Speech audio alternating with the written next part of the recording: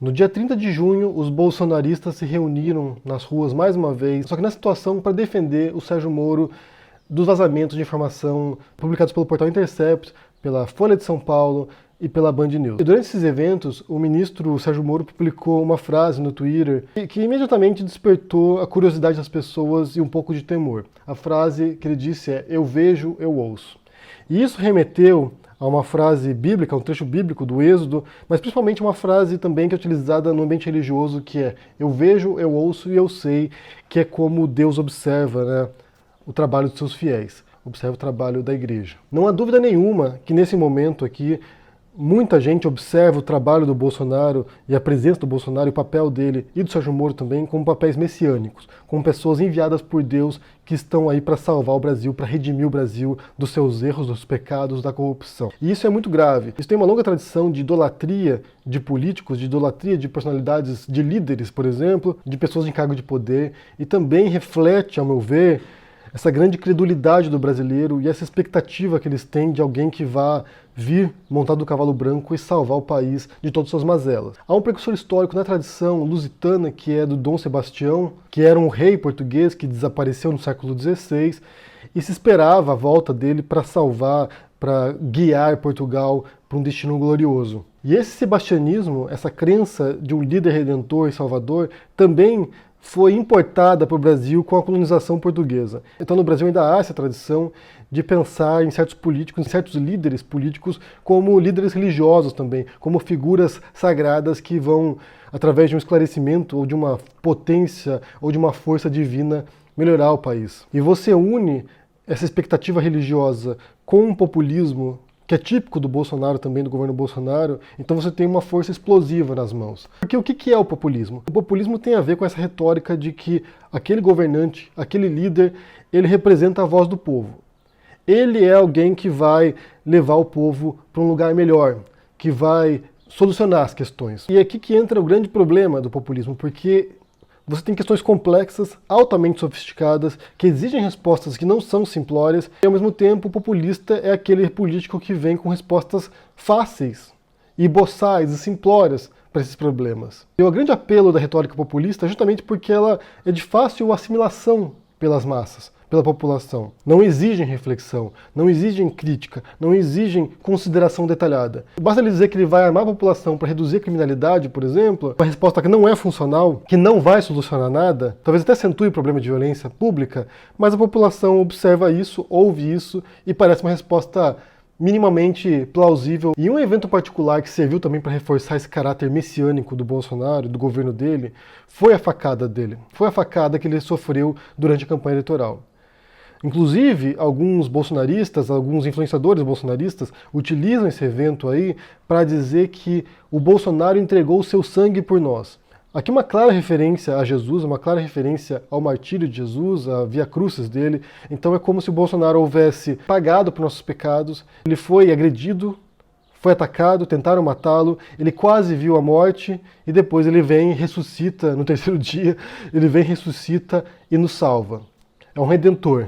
É impossível não traçar esses paralelos. É impossível não comparar uma narrativa bíblica, evangélica, de um líder messiânico que vem para salvar o povo de Israel e, por outro lado, um político que tem Messias no nome, Jair Messias Bolsonaro, que é atacado injustamente, derrama seu sangue por nós e retorna ainda mais poderoso, ainda mais forte. E esse caráter messiânico divino também é observado numa fala muito comum do Bolsonaro, que ele repete constantemente, e é um versículo de João 8,32, "E conhecereis a verdade vos libertará". E essa frase aqui revela muito sobre quem eles são e quem eles pensam ser também. Porque nela está explícito que eles são os detentores da verdade, que eles conhecem a verdade e que através dessa verdade que eles têm acesso, e apenas eles têm acesso, eles vão libertar os brasileiros. É como se apenas eles conhecessem a verdade. Os demais são mentirosos, os demais são agentes do capeta, os demais são agentes do mal. E essa oposição também, que é muito típica do populismo, de você ter um grupo que são os justos, os eleitos, os bondosos, aqueles que conhecem a verdade, e por outro lado, a oposição, que é má, que é cruel, que é vilã, que é corrupta, isso contribui também para esse desequilíbrio entre forças. De um lado você tem os eleitos, o caráter messiânico do governo, e por outro lado você tem o mal, Satanás. Não é por acaso que você tem a aproximação das igrejas evangélicas ao governo Bolsonaro. Isso pode ser observado também na Marcha para Jesus, recentemente. Você tem Bolsonaro lá, o primeiro presidente a participar da Marcha para Jesus, e ele lá sendo aclamado como um mito pela população, pelos evangélicos. Isso entra numa tremenda contradição também na questão da idolatria dos evangélicos. Isso é proibido, né? Isso é um pecado, a idolatria, e ao mesmo tempo eles chamam de mito a um homem. É como se nessa Marcha para Jesus o mito Bolsonaro fosse mais importante até do que Jesus. E talvez o maior problema de todos desse caráter messiânico do governo Bolsonaro é que o Messias ele não erra, o Messias ele não falha, ele não possui defeitos. Então qualquer coisa que o Bolsonaro fizer, mesmo quando ele se contradiz nisso, quando ele contradiz falas anteriores dele ou ações anteriores dele, ele está sempre certo, porque ele conhece a verdade, e a verdade vai libertar a população brasileira. Você transfere essa noção de infalibilidade, que seria do Papa, por exemplo, e é transferida para um político. O político nunca erra. Mesmo quando ele erra, é um acerto.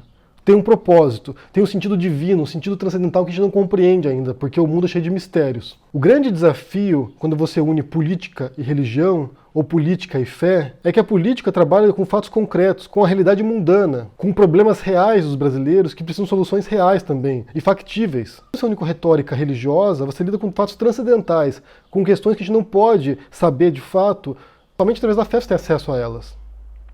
Então você não pode tentar unir um mistério transcendental, qual a gente não tem certeza, com questões práticas cotidianas de um país complexo como o Brasil. E muito menos depositar todas as suas esperanças numa figura messiânica que seria a redenção do Brasil, que derramou seu sangue pelos brasileiros. Quando o Sérgio Moro escreve no Twitter dele, eu vejo, eu ouço, sendo uma clara referência a uma retórica evangélica, uma clara referência a uma retórica religiosa, o que ele faz é se colar ainda mais, se escorar ainda mais nesse perfil messiânico do Bolsonaro. E essa mistura entre política e religião, historicamente não dá certo.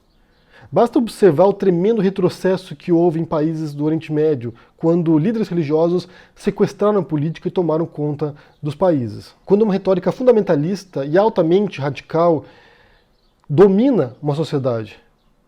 Você tem países como o Afeganistão, por exemplo, ou mesmo como o Irã, que eram países bastante progressistas na metade do século XX, e que tiveram uma guinada tremenda para um obscurantismo, para um atraso, para a perda de direitos, principalmente de mulheres, porque geralmente são as principais vítimas da retórica religiosa, controle de corpos das mulheres, do comportamento delas. Então, pessoalmente, eu vejo com grande preocupação essa aproximação dessa retórica política, messiânica do Bolsonaro com líderes religiosos, com retórica religiosa. Isso não dá certo, porque um líder político, ele não é um líder espiritual, ou não deveria ser. Ele não é alguém prometido, ele não é alguém transcendental, ele não é uma divindade. Não deve ser idolatrado como tal e não deve ser visto como tal. Deve ser visto como aquilo que ele é, um funcionário público eleito para um cargo executivo, no caso do Bolsonaro, pelo menos. E que deve ser visto com desconfiança o tempo todo, com desconfiança, com cobrança e com fiscalização. A população tem o papel não de idolatrar um político, não de seguir esse político cegamente porque ele detém uma verdade que a gente não tem acesso, mas sim de observá-lo com um olhar crítico e exigir que ele cumpra as promessas de campanha. No caso do Bolsonaro em particular, é até difícil cobrar isso dele porque as promessas de campanha dele são bastante complicadas. E algumas são inconstitucionais, como no caso do decreto das armas. Mas geralmente o papel do eleitor é esse. E da oposição também é de tentar encaminhar o governo para uma direção que seja mais justa para todos. Então, para concluir, eu vejo com grande preocupação essa aproximação da retórica do Bolsonaro com um forte viés fundamentalista religioso. O Bolsonaro não é um Messias. O Sérgio Moro não é um super-herói. Eles não são mitos. Eles são pessoas falhas também, como qualquer outra pessoa, que cometem erros, e se cometerem erros tem que pagar por eles também. Não estão acima do bem e do mal, e não estão acima dos demais mortais. Qualquer desvio disso pode precipitar o Brasil num precipício de obscurantismo, que a gente já tem observado. Essas forças já estão atuando. Então por isso é preciso fiscalizar e controlar isso o máximo que a gente conseguir. Eu quero saber o que vocês pensam sobre essa questão aí do Sérgio Moro se vinculando a essa retórica religiosa que já está presente no bolsonarismo há muito tempo também. Esse vínculo entre correntes evangélicas e ultraconservadoras católicas também ao bolsonarismo. O que vocês pensam sobre isso? Se vocês se preocupam com isso também, deixa aqui no comentário, deixa o joinha, assine o canal da Carta Capital e a gente se vê por aí. Abraço e até mais. Tchau!